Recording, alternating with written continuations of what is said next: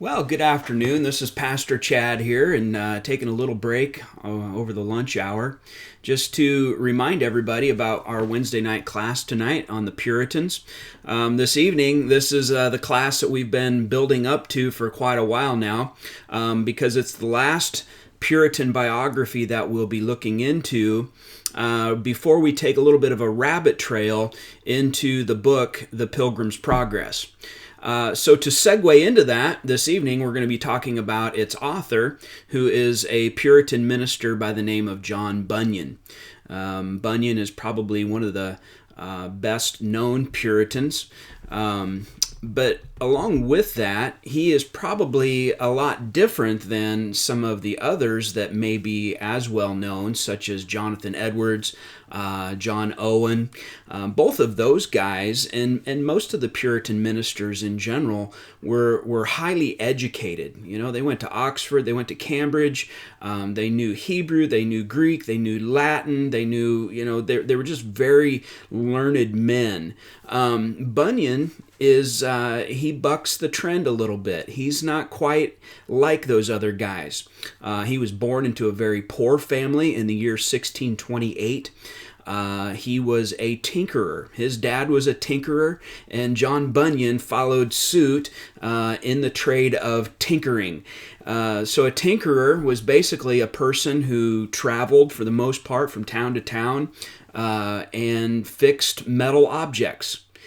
So if you had a pot or a pan that broke, the handle broke off, well, you found a tinkerer to fix it for you. And so that's what John Bunyan did. He traveled and he fixed metal objects. And so along with that, it just kind of lent itself to being a hand-to-mouth lifestyle. Bunyan was a very poor person. His family was poor. And so therefore he didn't have the higher education or the opportunities to it as some of the other Puritan ministers did. But having said that, Bunyan is maybe one of the most effective Puritan leaders that we still have with us today, mostly through his writings, mostly through one of his books, as I mentioned already, The Pilgrim's Progress, but also just the testimony of his life and his salvation in Christ. Bunyan wrote an autobiography called Grace Abounding to the Chief of Sinners, and it was talking about himself. Bunyan tells the story of his conversion, and he begins with a not so nice picture of his life before Christ. And in particular, there's one attribute that he had as a sinner that just marked his life and marked his level of sin, marked his depravity, the vileness of who he was. He calls himself a vile creature, that old English way of explaining things. And that mark was his foul mouth. He had a terrible potty mouth. He swore like a sailor. In fact, his testimony is it says this. If I can find it, he says, "I wished with all my heart that I might be a little child again, that my father might learn me to speak without this wicked way of swearing. For, thought I am so accustomed to it that it is in vain for me to think of a reformation."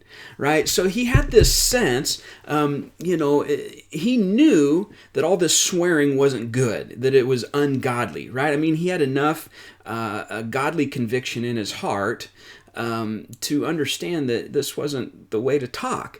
But at the same time, there was this helplessness that I search in vain for any kind of a reformation of the way I speak. And he goes on to say, he says, "I knew not how to speak unless I put a swear word before it and another swear word behind it to make my words have authority." There's just this helplessness, that I'm sure there are other areas of his life that were sinful as well, but he points to the vileness of his speech.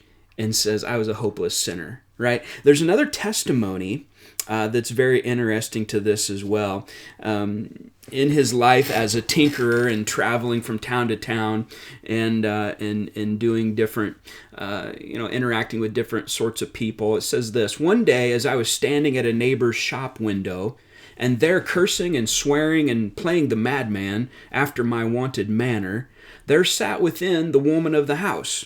And she heard me, who, though she was a very loose and ungodly wretch, yet protested that I swore and cursed at that most fearful rate, that she was made to tremble to hear me, and told me further that I was the ungodliest fellow for swearing that ever she heard in all her life. Bunyan tells a story that he's on the street, he's probably fixing things, and he's just carrying on, swearing, cursing, and being ungodly in a vile manner, and playing the madman, he says.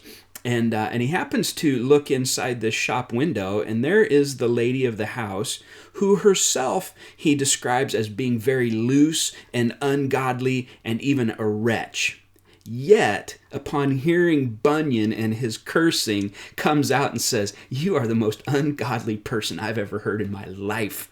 And so you can maybe imagine the extent of Bunyan's cursing and swearing, which Jesus said is all a reflection of the heart, right? Out of the abundance of the heart, the mouth speaks. And so Bunyan recognized that he had a really serious problem, and it was several years before he finally came to conviction further that led him to faith in Christ. And so this evening, that's what we're going to be talking about, is his life, his journey to faith, and afterwards what his life was like, because it was a very effective and very beneficial ministry, although he spent almost 13 years in jail for preaching the gospel. So in this day and age, you had to be licensed with the Church of England to be able to preach publicly to a gathered group of people. Well, Bunyan was uneducated. He did not have the stamp of approval of the Church of England, so therefore he was not a licensed preacher, and they eventually arrested him for it, and he spent 12 and a half years in prison the first time. And then he was released, and then a few years later he was arrested again for another 6 months. As terrible as that is, God used it for good, because it was during those 12 and a half years and then 6 months that he wrote The Pilgrim's Progress and several other books that are still with us today. And so it allowed him to be used of the Lord in a mighty way, which is hard to fathom. What terrible circumstances to be drug away from his family, from his church, to be put into prison. But yet God didn't waste a moment of it. And we are the benefactors of that today. We have the benefit of his writings because he was a man of integrity. He was not going to stop preaching, so therefore they put him in prison. But you just couldn't shut the guy up, as with most of the Puritans. If he couldn't preach, then he would write. And we are benefactors of that today. So with that is our segue into, for the next couple of months, The Pilgrim's Progress. So if you are available this evening, I've asked people to sign up for the class just so that I can have materials ready ahead of time.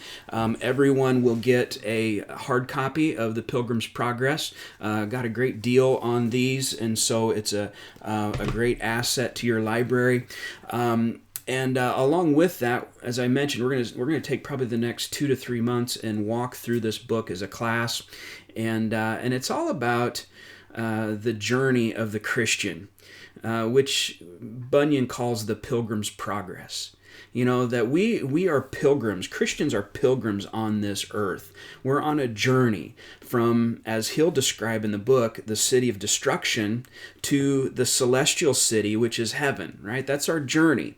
And we as Christians along the way go through a lot of different situations and circumstances and different people and personalities, some of which benefit us, some of which hinder us, some of us leave us confused, and we're just trying to scratch our head trying to figure out up from down. The Pilgrim's Progress is a great book because it helps us to key in on some of those areas that we need help on our Christian journey to heaven. And so it's going to be a great study. If, like I said, if you're available this evening at 6:45, class starts. You don't have to be signed up ahead of time. You can show up. I've got some extra materials. So drop your kids off, your young kids at the First Baptist Church for Kids After Christ. Drop your youth group off downstairs or your youth kids off for youth group downstairs. And then join us upstairs in the sanctuary at Gospel Open Bible Church. And we're going to have a great time. So God bless you. Have a great afternoon.